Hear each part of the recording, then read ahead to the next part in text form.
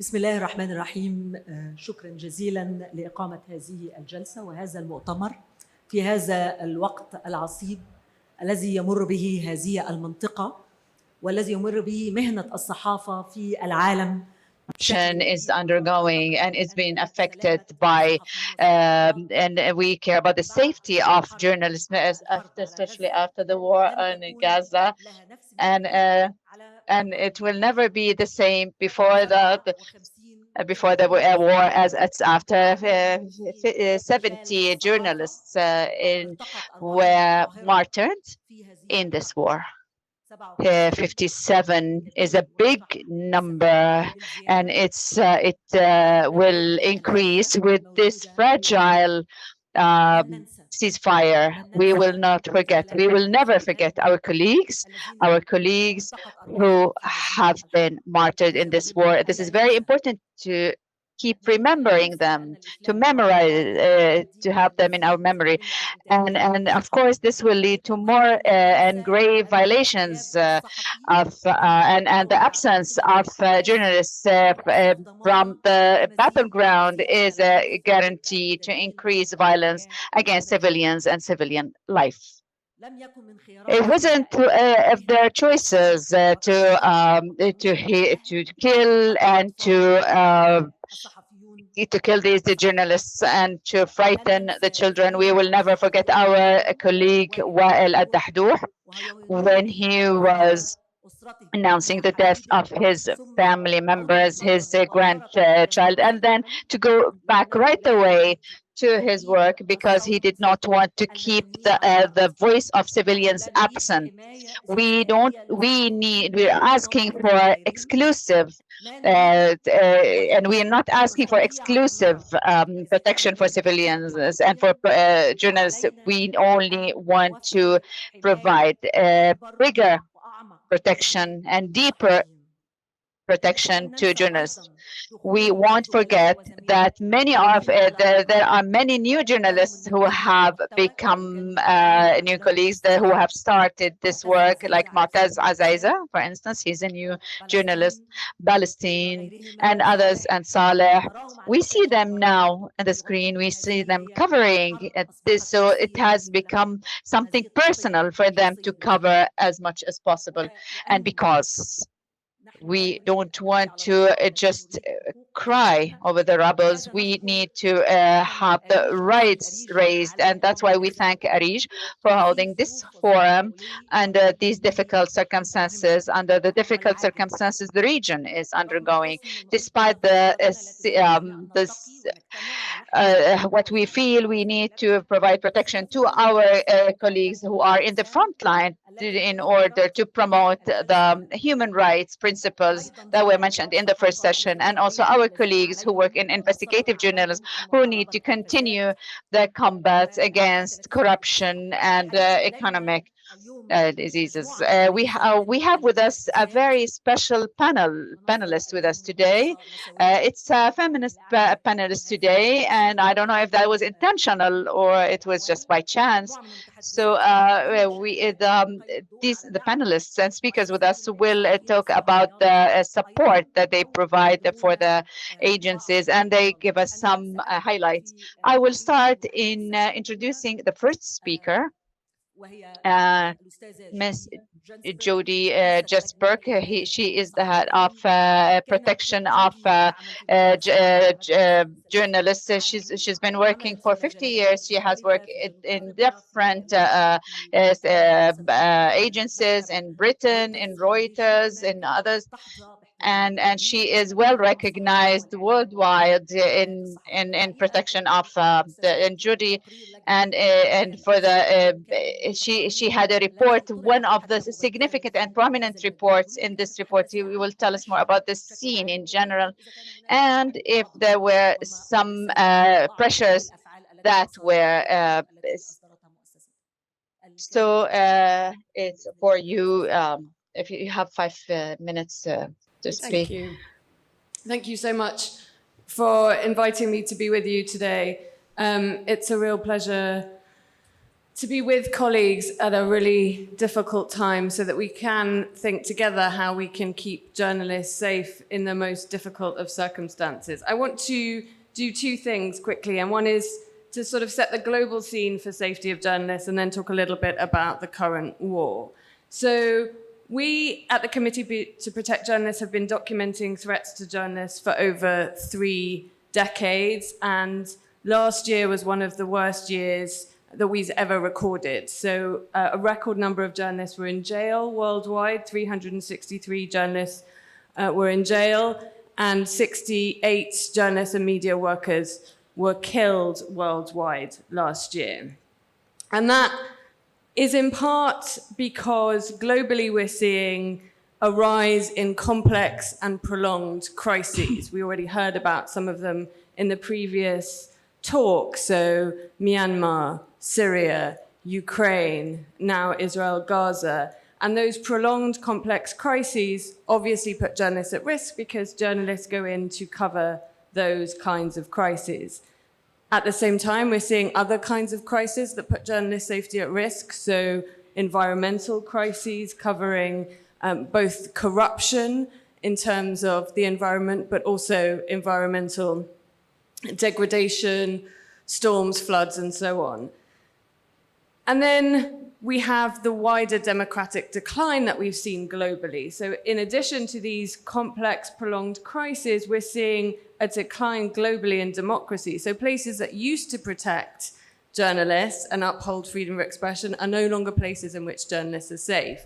Last year, there were journalists killed in the United States, for example. Journalists everywhere, whether they're in democracies or authoritarian regimes, are on the receiving end of an enormous amount of online abuse and harassment, for example, and that's particularly affecting women and minority groups, and quite often that spills into the offline world. So that's the framing and the framework in which journalists find themselves at much greater risk than ever before.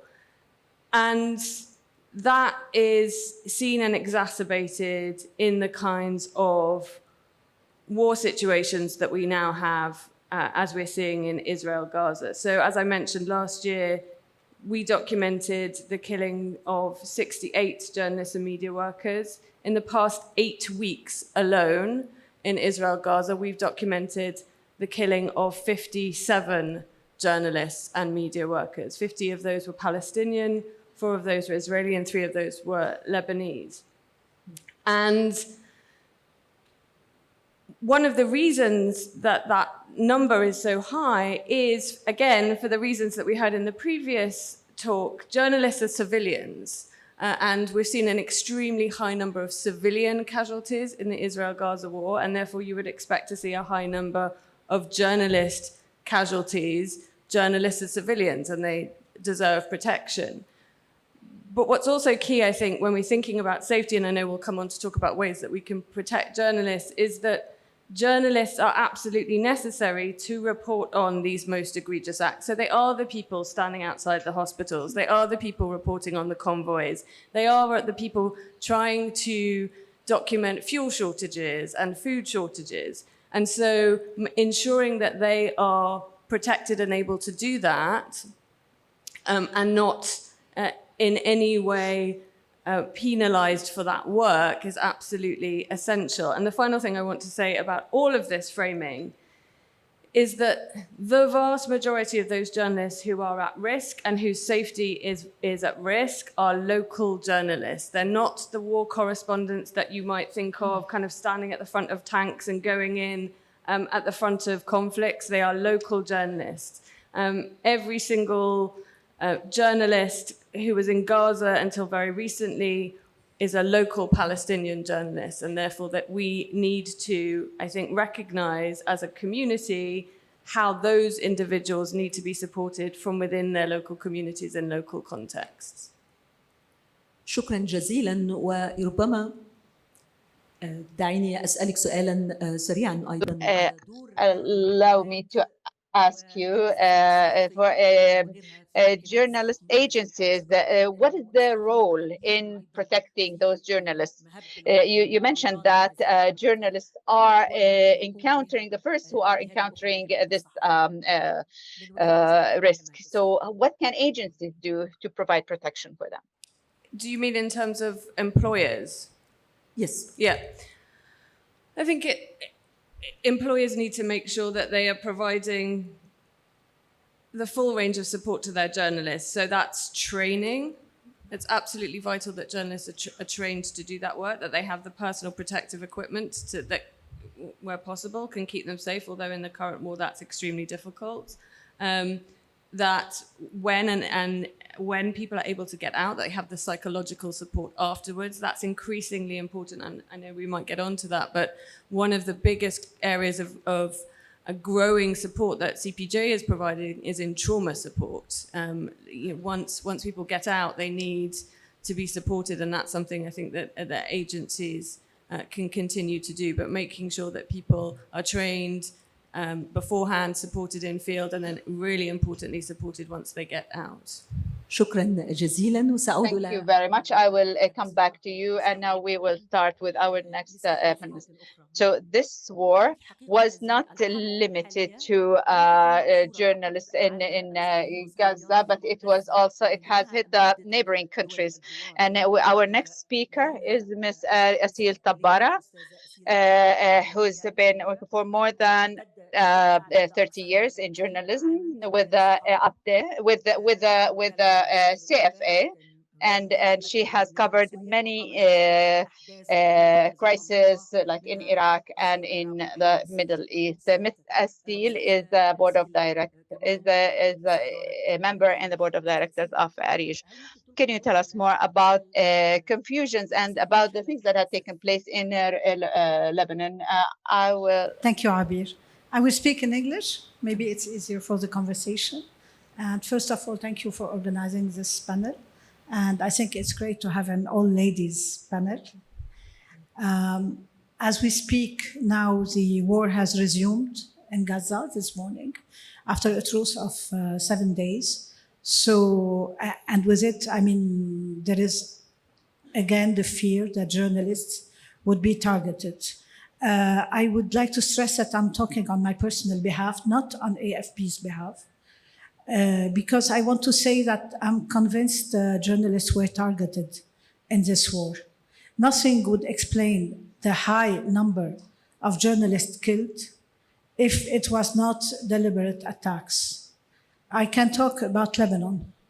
What happened in Lebanon is that at least for 3 times, journalists were targeted while they were standing in positions that were known, that were always used by journalists to cover the bombing. The first time on October 13, our colleague from Reuters, Hassam Abdallah, was killed. 6 other journalists were wounded, including 2 AFP journalists, my colleagues. One of them, a young, brilliant photojournalist named Christina Asi, is still in hospital, still badly wounded in her legs. So it's not only the journalists that are killed. Those who are wounded can suffer all their lives from these injuries. And with them were 2 حاليا في المستشفى الزميلة. أيوة. إصابة خطيرة. أيوة. The other colleagues were from Al Jazeera, and from Reuters. And it has been really a shock for us because they were standing in what they thought was a safe area, an area that was not, it was close to the border, but they thought it was safe to monitor from there and take pictures of the bombing. 1 month after that, journalists were again targeted in a village. All their, like the previous time, the cars were clearly marked press. They had also clearly on their vest the press sign. And more recently, 10 days ago, 2 fellow journalists also from Al Mayadeen were killed, and a local civilian who was with them was also killed with them. And they were standing again in a position that everybody knows was used by journalists for stand-ups. So I think it is clear that it was deliberate. As for Gaza, my colleagues have been going through a very, very difficult time, like all journalists in Gaza. Our office in Gaza was targeted. It's in a tower. It was in Gaza City. It was evacuated at the time it was bombed, but the Israeli army has the coordinates of international press agencies. So I don't think it was an accident. While the building was empty, we kept on the roof a camera that was running live. So maybe it was, because of that. Most of the journalists are trapped in the Gaza Strip. They cannot leave because they need the security permit from Israel, and they didn't get them till now. So, and the situation is really terrible. This is why I think that this conflict has been the deadliest. لدي سؤال هنا، هل تعتقدي حضرتك that Shireen Abu Akleh was killed last year? That was that because they were not penalized for the killing of Shireen Abu Akleh, this is encouraging them to do. It could have been possible, but this time I really say it's a deliberate attempt to silence the media. إذن هي استهداف واضح. So we hope that there will be more coverage, because the 57 were killed and targeted. So I think that was an unprecedented number in such conditions. Thank you, Ms. Asil. And I will move now on to Ms. Amal Al-Uraiqa. She is the head of the assistance in Waribak. Waribak is a British organization. It was founded in 1995 in memory of Rory Beck, and it helps and assists and trains journalists, independent journalists. Ms. Amal, what about the independent journalist who does not have an agency to back him, to protect him, to provide any assistance to that journalist? We need to shed light on this type of journalists. And what do you do as an agency in this regard? Thank you very much, Shabir. I will speak in Arabic because our audience, and I enjoy speaking Arabic. It's my native language, and I think I don't mind that. Thank you.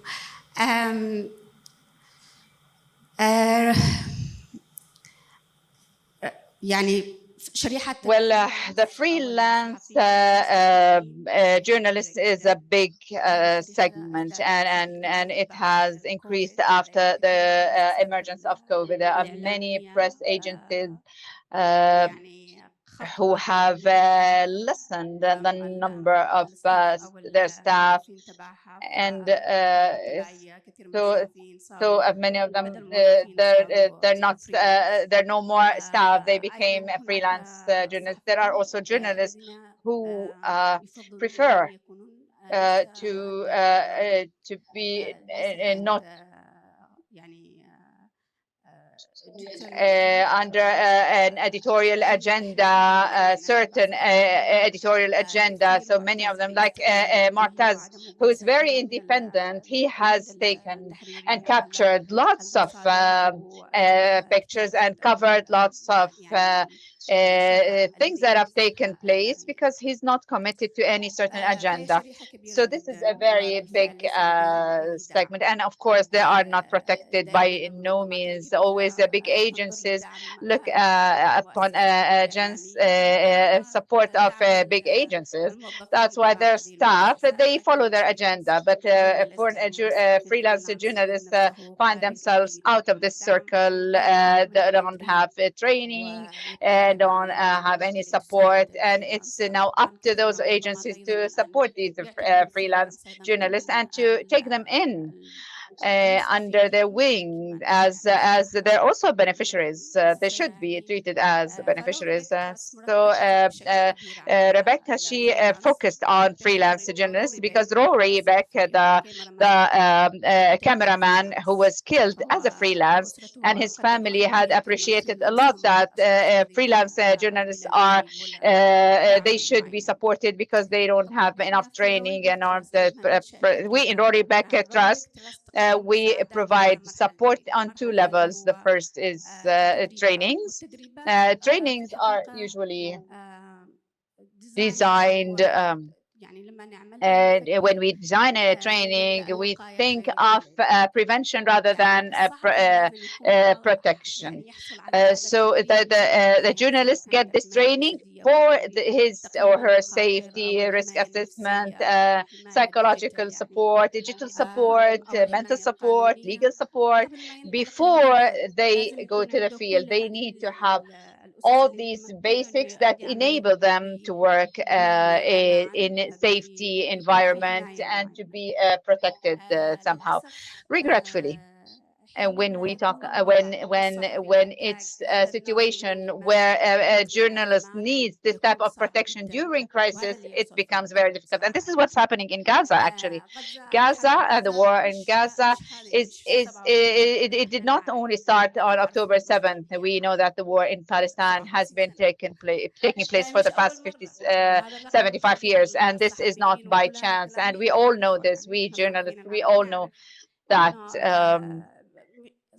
although this number is shocking, but that's not the first time. It's not. It's been a prolonged war. So a journalist who works in Palestine needs this type of support of protection. This protection is not spontaneous. It should have been provided for so long. The journalist should have taken these trainings long ago to help her in supporting themselves and protecting themselves. I would like to hear to some of your questions. But I want to say is that Rory Beck Trust provides trainings for protection one way or another. And we also provide trainings that are called the HIFAT. These are about in training how to act in hostile environments, and these are very extensive trainings.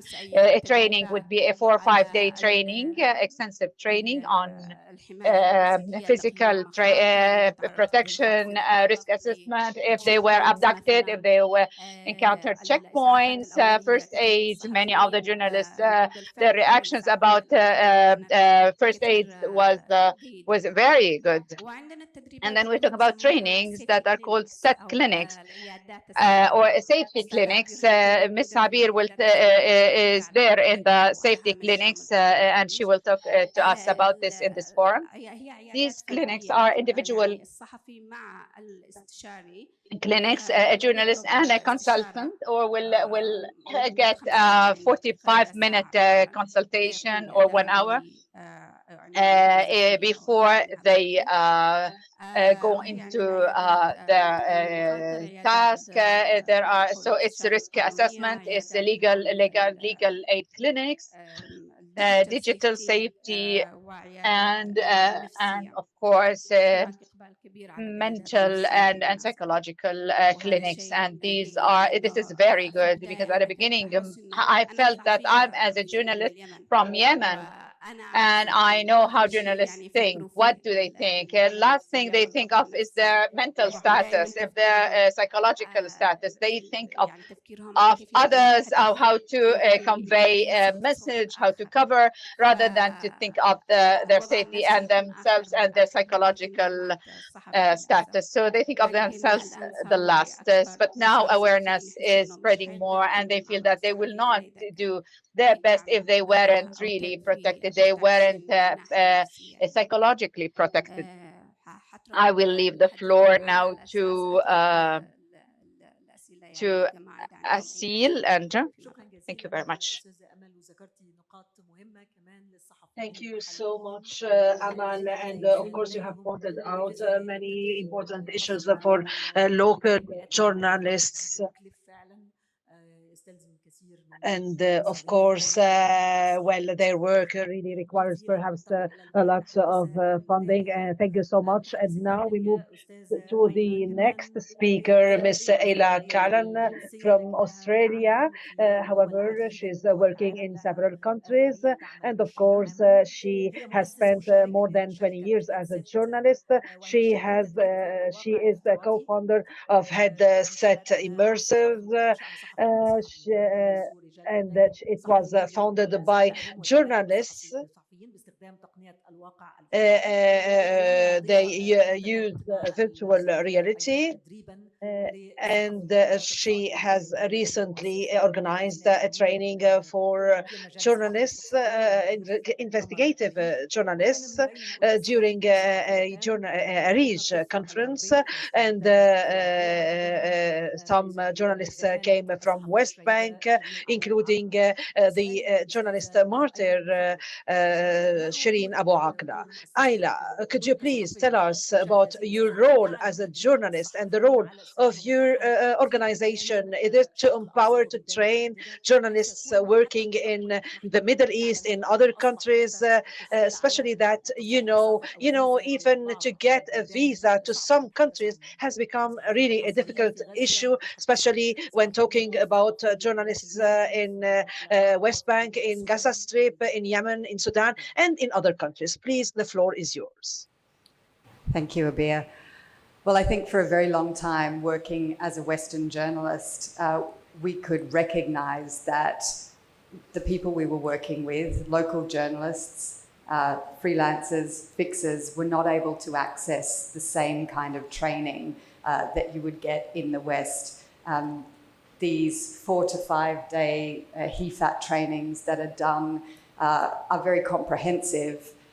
However, show me local journalists who can get there, who can afford to have that best standard of training. And what Headset Immersive is about is democratizing that training, splitting up the 4 to 5 days so that it can be delivered at a point of need and that it can be delivered by local journalists for local journalists. So we're really trying to empower other groups of trainers to be able to deliver this life-saving information, and it needs to look very different. I think my colleagues have highlighted the nature of the very complex crises that journalists are facing in the modern world, and so the training that we do has to look very different.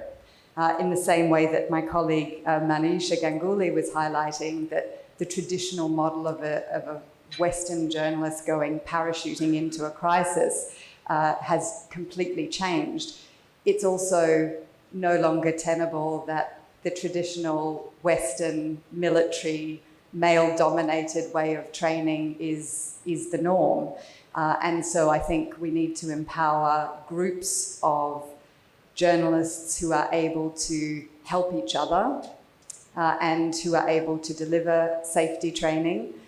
We started with a great 2 days of workshops here with yourself, Abir, and you are now delivering headset training, and I think you're a great example of what we're trying to do, which is upskill trainers who can deliver training in their own language for a start, but also talk about the kinds of things that are really facing our peers and our own safety and security strategies in the moment.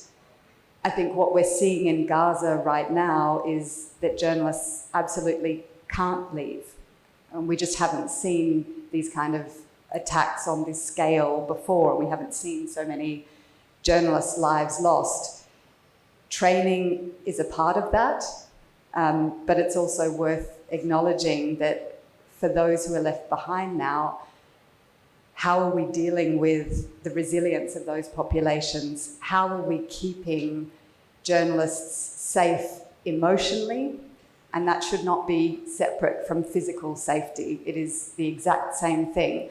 Unless your head is set and your mind is in a good place, you're not going to remember any of the physical or first aid training that we teach you. So we really start with that at the core. We also talk about chronic stress and long-term resilience. How are we keeping these journalists in their job longer because of these complex crises?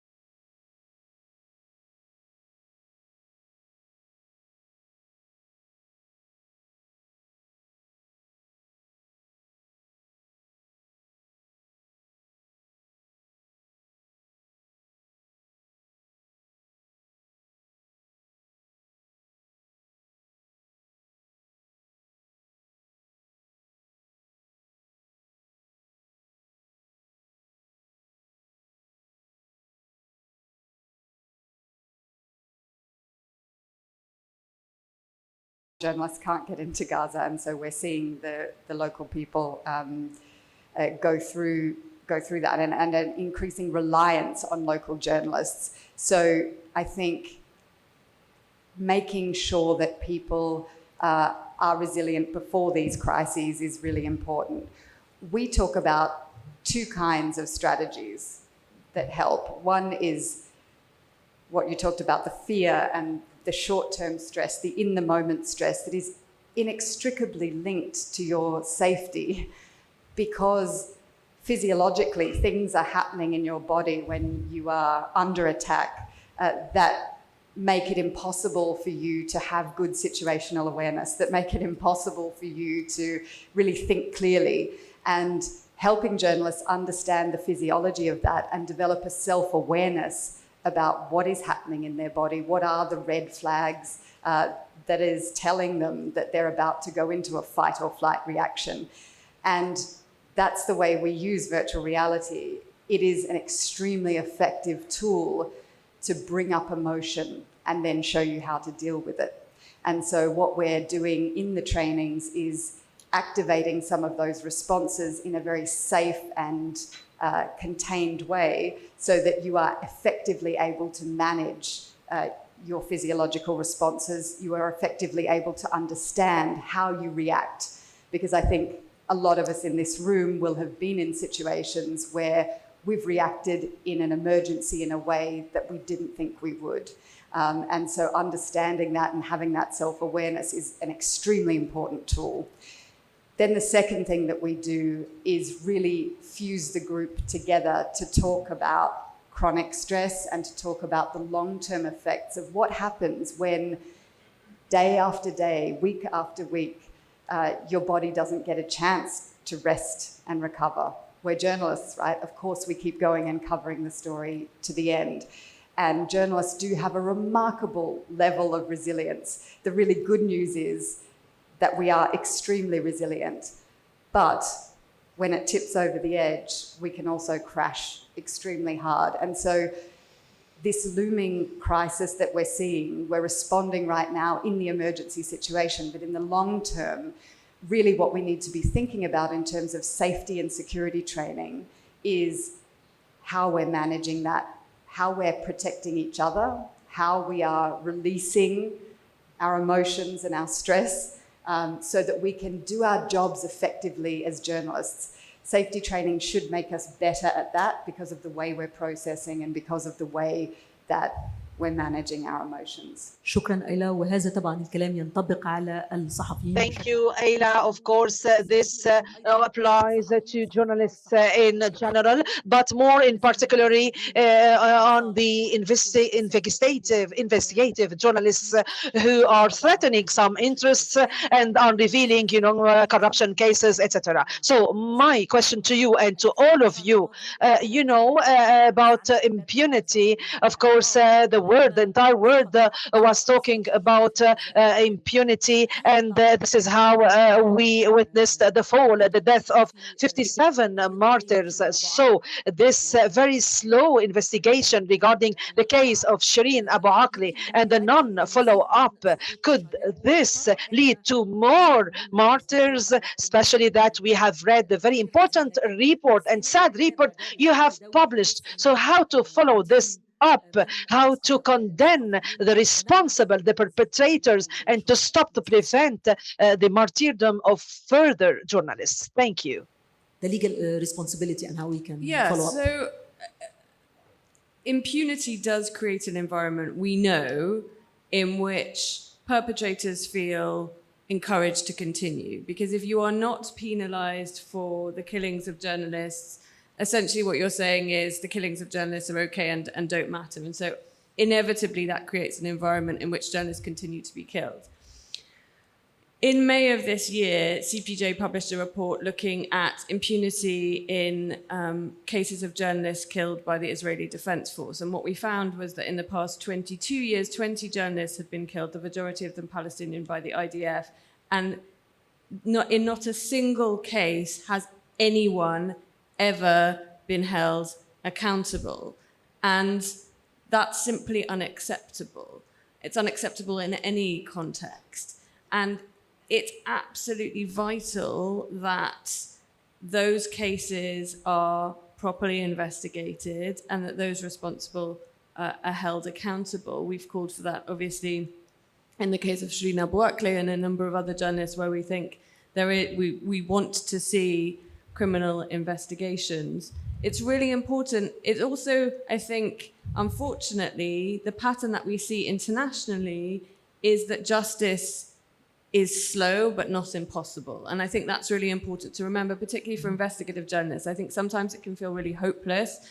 It is very slow. We've had cases where it's taken 30 years in some cases to get justice for those individuals who have been killed for their journalism. But it's really important because in those cases, that sends a message to the next generation of journalists that they will be protected. And so, certainly what I would want to see coming out of the current war is explicit investigations into the killings of journalists. It's very difficult to do it, as we heard, in the midst of a war. Fighting has just resumed. It's extremely difficult to do that painstaking investigation where you need to talk to witnesses, you need to look at physical evidence. Well, how do you look at physical evidence if people can't get in while fighting is going on? But those things are absolutely imperative, and I will expect to see and want to see detailed investigations into the killings of journalists from this period, because it's really important for future generations of journalists. شكرا جزيلا. وبالفعل نحن نحاجة إلى آليات لتسريع. Thank you so much. We need a mechanism to accelerate this in these investigations. We need a direct intervention from UN officials because they are responsible of journalists. Please go ahead. Can you hear me? Yes. I know that this needs lots of time. However, journalists can themselves think themselves, since we are talking about different ways to think about journalists' safety. So this is why I need all journalists present here to keep in mind that for the sake of our safety, we do not have to wait for the international big organizations. We are ourselves responsible for our own safety. This is why we need to think about our own safety. This should be our central main focus so as to be able to move forward with our mission. For this purpose, we need to think about our own legal safety, moral safety, mental safety, physical safety. It's like driving a car. Well, either we drive very, very fast in an unsafely way, or we think think about our safety and to respect speed limits so as not to be arrested, for instance. Actually, there are two kinds of journalists. Journalists that have been trained, however, despite this, they have chosen not to apply any safety measure, and the other kind who were not, trained at all. On another note, we should also think about threats, about risks, and assess the risks, as Abir said. Well, I have had my own experience, and I can say that many journalists, I have a couple of experiences. For instance, in Ukraine, when war started, many journalists wanted, freelance journalists wanted to go there to cover the war. And, they were requesting, to have the bulletproof vests, but they were not trained.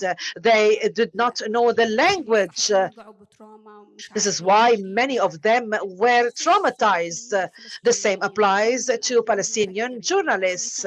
In order to be practical, at least, I think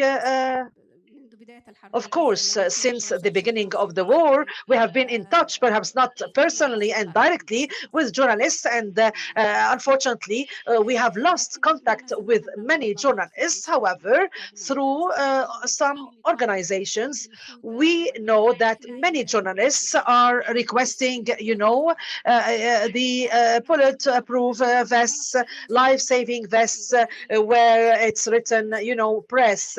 But if they wear them, they could be targeted. This is why they should know this and should think of another way. And as organizations, we should train them, and we are responsible for this. But even if we train them, perhaps some journalists wouldn't be wearing, these life-saving, vests, helmets, etc.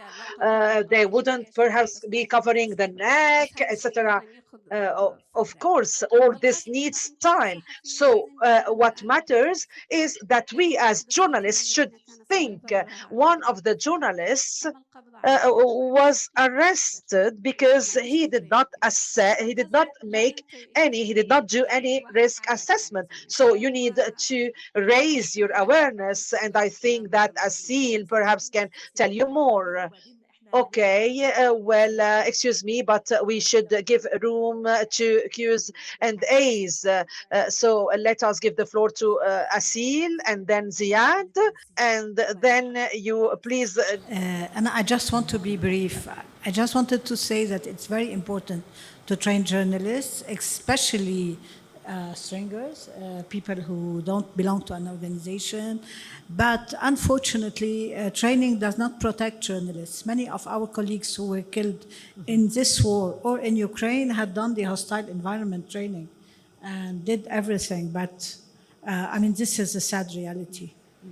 طبعا كلام حضرتك مظبوط بالنسبه لجزئيه القصف الجوي. دائما في تدريباتي مدربه السلامه الجسديه دائما دي So of course this is my main problematic issue, how to deal, for instance, with the air raids targeting everybody and even journalists. Of course we are trying our best to provide all journalists with training as much as possible. And now let us give the floor to Ziad, the president of the Tunisian Journalists Bar, and then we give the floor to the trainer on professional safety in West Bank. Please use the mic. Good morning. Thank you, Abir. Well, in brief, I have some comments regarding the safety of all colleagues. سأبدأ بملاحظة الإفلات من العقاب. مسألة الإفلات من العقاب ليست بجديدة، باعتبار أنه في احتلال العراق تم قتل 450 صحافي. في سنة 2002 هناك قضية شهيرة للشهيد فضل شناعة في غزة عندما تم استهدافه بصاروخ موجه. شيرين أبو عاقلة أيضا تم استهدافها، ولم تثار القضية لأنها صحفية، بل لأنها حاملة الجنسية الأمريكية. وهنا بالتجربة الشخصية أنا مدرب في سلامة الصحفيين، ودربت ما لا يقل عن 1000 صحفي وصحفية في المنطقة العربية وفي بعض الدول الإفريقية. مسألة الإفلات من العقاب have been directly targeted. So unfortunately, impunity is deeply enshrined in the strategy of most governments. And of course, this applies to the Israeli government. This is why we need to have special, strategies that do apply to the Arab world. Hence, for instance, the need to have a good networking with international organizations such UNICEF and others, of course, with a special focus on investigative journalism. On another note, regarding the widening of the safety, in addition to the comprehensive safety concept, including the physical protection, we have heard about the hostile environment regarding investigative journalism, because as you know, we need a specific safety plan to every that applies to every case. Of course, we can talk about the digital safety, since we are dealing with a digital world and digital media. Hence, the need to have, this culture of protection in this digital world. And of course, in addition to the social and economic protection, because all journalists, most of us are witnessing very difficult economic and social circumstances. This is why the need to widen this concept of safety is very important. And finally, we need also to disseminate the culture of peace. In addition to this, we need also to, of course, have our own local trainers without having to wait to Ziad and other foreign trainers, especially when it comes to some regions where, like Yemen, Sudan, and the occupied Palestinian territories, where, the presence of foreign trainers is so difficult. And of course, I salute all of them. Thank you so much. Thank you, Ziad. We still have only 3 minutes, so please, could you please be brief, a very short question, so as to at least have 2 minutes for the answers. I'm Gamal Goher from the Middle East. Very briefly, regarding our working field. معظم دولنا بتشهد أو التي شهدت حروبا ونزاعات تشهد حالة من الاستقطاب السياسي الحاد. أنا كصحفي استقصائي في حالة ما إذا أنتجت تقريرا أو تحقيقا استقصائيا، كيف أقي نفسي هذا الاستقطاب الحاد وما يتبعه من أذى بدني ونفسي، يعني لا سيما ان ربما تكون هذه الدولة هي ساحة عملي. وشكرا. شكرا، سؤال مهم جدا وخطير، وانا هستأذن بس ناخذ ملاحظات مين اللي هيرد على السؤال. ناخذ استاذ منتصر حمدان ونرد على الاسئله الثلاثه الاولى، ونشوف اذا كانوا هم هيدونا وقت زياده، لان فاضل دقيقتين فقط من الجلسه. مساء الخير. اتفضل استاذ منتصر. استاذ منتصر من الضفه الغربيه من نقابه الصحفيين. انا بس عندي ملاحظات سريعه، ومهم انني اول الملاحظه اهم حاجه انها تكون بس قصيره، لانه عشان الوقت سريعه جدا. الموضوع اهميه التفريق ما بين مفهوم الحمايه وموضوع السلام، لان كل مفهوم بيودينا على زاويه، فمهم جدا ان يكون عندنا القدره ان نفرق ما بين البروتكشن وما بين السيفتي، لان كل شيء له اجراءاته. المساله الاخرى موضوع توحيد الارقام. انا من الصبح سمعت اربع ارقام عن الصحفيين اللي تم يعني قتلهم، في رقم 50، في رقم 55، في رقم 57. بس انا بقول لكم الرقم 70. تمام. مع الصحفيين والعاملين في مؤسسات الاعلام، اللي اهم شيء ممكن نفكر خارج الصندوق كيف نحلل الجرائم اللي ترتكب، كل حاله لحالها، لان كل حالة قد تحتاج إلى نطور أساليب ووسائل في مجال حماية الصحفيين وسلامتهم. هذا جانب. الجانب الأخير أو ما قبل الأخير اللي هو له علاقة في موضوع السياسات. إحنا بدنا سياسات تتخذها المؤسسات الإعلامية أولاً، كيف نطور قدرات الصحفيين ومهاراتهم في مجال السيفتي، في مجال سلامتهم اللي هم مسؤولين عنها. وأنا بتفق مع زميلتنا أمل في هذا الجانب. النقطة الأخيرة أنا تقريبا نبهوني إن فاضل 30 ثانية في نهاية الجلسة. بناء الملفات القانونية للجرائم اللي بترتكب بحق الصحفيين، هذه مسؤولية جماعية. يجب أن نحرك الملفات القانونية ونبنيها بشكل قانوني تكون صالحة لعرضها أمام المحاكم الدولية. شكرا جزيلا أستاذ منتصر. وفي نصف دقيقة، مشكلة إنه الوقت انتهى، فاضل 11 ثانية. We have only 11 seconds, almost half a minute to answer the questions. They talked about the protection, polarization, and triggers, and other points and comments. So very quick answers, please. Who would like to answer? Okay, I'll do it very quickly. I'll try very quickly. So on the numbers, it's inevitable, and we find this in every documentation that we do, that different organizations can define journalists differently. They define their criteria differently. It's inevitable. We have a methodology at CPJ that may be different from other organizations. I think the key thing, as you say, is to treat every case ultimately as an individual. It's not really actually about the number. The number is shocking, but we need to treat every case individually. And it is absolutely vital that we begin to piece together the evidence that allows us to get legal redress. Legal support is, alongside psychological support, one of the fastest growing areas of needs that we see for journalists, and that's something that we see as increasingly important, and we're putting resources to support people. And I'll stop there. Thank you very much, Judith. Very briefly, for my colleague who asked for concrete strategies to protect himself, I think we need to, you said something very important earlier, Jody, which is that journalists are not soldiers, they're civilians.